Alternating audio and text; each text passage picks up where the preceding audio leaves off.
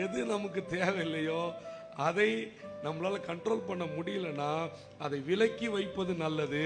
அதை சந்திக்காமல் இருப்பது நல்லது. அது முகத்தில் முழிக்காமல் இருக்கிறது நல்லது. முகத்தில் முழிச்சிட்டிங்கன்னா திருப்பி வெளியே வர முடியாது. அப்படியாப்பட்ட காரியங்களை முன்பாகவே நாம் அவைகளை தடுத்து நிறுத்த வேண்டும்.